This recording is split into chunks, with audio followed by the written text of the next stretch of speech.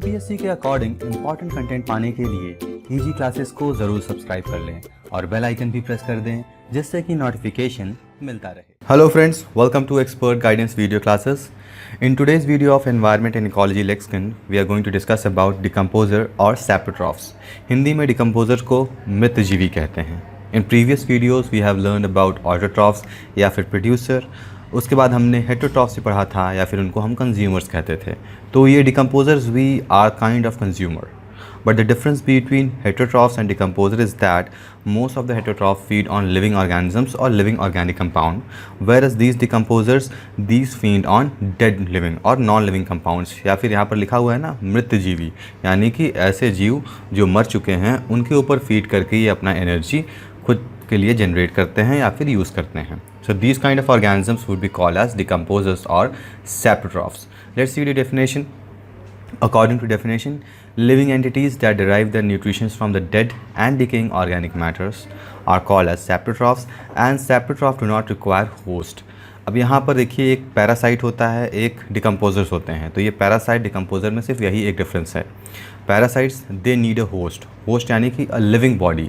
Like there are certain bacterias and fungi which live on our body. हम जिंदा रहते हैं, वी आर लिविंग ऑर्गेनिजम्स, हमारे ऊपर वो फीड करते हैं. Like lice are best example of these kind of parasites. But decomposers, they do not require any kind of host as they derive nutrition from dead matter. कोई भी मरा हुआ matter है, it may be plant or animal, they use or derive the nutrients from those kind of matter. Okay. और इनको cleansing agent भी कहा जाता है. Why this cleaning agent? Because they are responsible for consuming the dead matter which is as a waste. जो भी मर जाता है, मान लीजिए कोई बॉडी, ह्यूमन बॉडी या फिर एनिमल बॉडी या प्लांट है, अगर उनका वो मर गया, उनका डेथ हो गया या फिर किसी कारण, तो वो एक तरीके से वेस्ट है एनवायरनमेंट के लिए. So these decomposers feed on these waste material and clean the environment. That's why they are termed as और called as cleaning agent. Examples के लिए फंगाई, बैक्टीरिया, ये सबसे बहुत अच्छे एग्जाम्पल्स है सैप्रोट्रॉफ्स या फिर डिकम्पोजर्स के. Okay. And how does they function, या फिर इनके अगर हम रोल की बात करें कि इनका फंक्शन क्या है एनवायरनमेंट में, तो जैसा कि अभी मैंने बताया, they act as cleansing agent in the environment by decomposing dead plants and animals.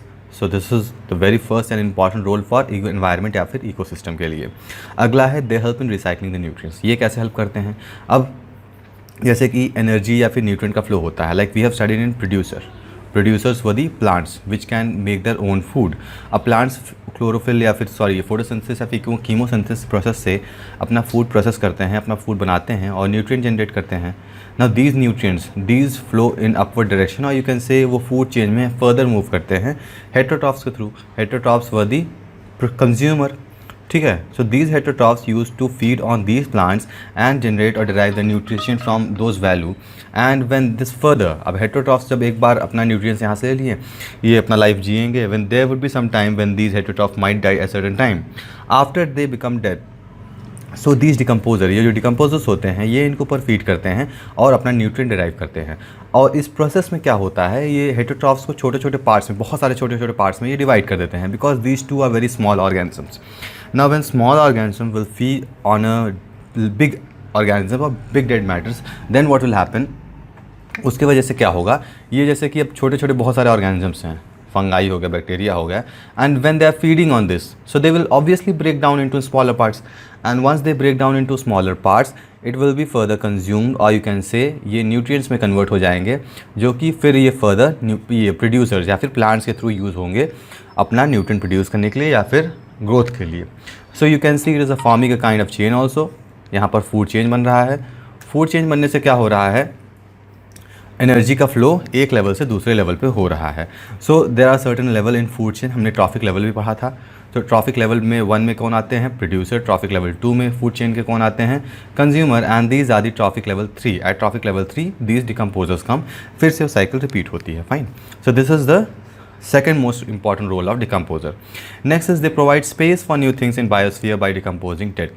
Now as I said, since they were dead, like plants and animals or human beings, once they die they occupy some space on the earth. But when they occupy some space, and they are of no use, they have to be decompose और remove from that area, वहाँ से उनको हटाना पड़ेगा, तभी तो वो नया एरिया बचेगा ना, वो एरिया खाली होगा ताकि नए लोग आके रह सकेंगे वहाँ पर, नए प्लांट्स वहाँ पर पैदा हो सकेंगे. So for that very purpose it consumes and converts into very basic format which are being used by plants and all, और वो एरिया वहाँ पर खाली हो जाता है, क्लीन हो जाता है और नया स्पेस क्रिएट हो जाता है. Next is they help in putting back various elements into water, soil and air for the reuse of producers like crop and plant. So again this is the very common and most important, as I said, decompose करते हैं और इसको बहुत ही छोटे छोटे plants में मतलब की पार्टिकल्स में डिवाइड कर देते हैं और अलग अलग वाटर, सॉइल एंड एयर, यहाँ पर सारे ऑर्गेनिजम्स रहते हैं, like aquatic life live in water and we all mammals and all most of the people live on soil, and in air also some bacteria are present. So these nutrients are placed into these areas. Okay, so that's all for decomposers. I hope आपको decomposer समझ में आ गया. उसके पहले यहाँ पर एक डायग्राम भी देख लेते हैं हम. यहाँ पर डायग्राम में दिखाया गया प्रोड्यूसर्स हैं. Producers are fed by these consumers. Now these consumers might be fed by the bigger consumers. यहाँ पर जैसे सेकेंडरी फिश हैं, यहाँ पर जू प्लैंक्टन है, ये सब इनको कंज्यूम करते हैं. After that finally when they die और ईदर दीज डाई, तो ये पर आके यहाँ पर कलेक्ट होंगे. After once they are die they would be decompose by bacteria and fungi, मतलब कि ये इनको कंज्यूम करेंगे और कन्वर्ट कर देंगे बहुत ही स्मॉलर न्यूट्रिएंट्स या फिर एलिमेंट्स में, जो कि फिर से रूट्स के थ्रू ये प्लांट्स में वापस चला जाता है. तो ये एक साइकिल यहाँ पर बन रहा है. Okay, so that's all for decomposers. I hope आपको डिकम्पोजर समझ में आ गया है. Still if you have any doubts regarding this topic और any other topic, you can always ask in the comment box. I'll try to explain in next video. Thank you for watching. See you next video with new topic. Till then, goodbye.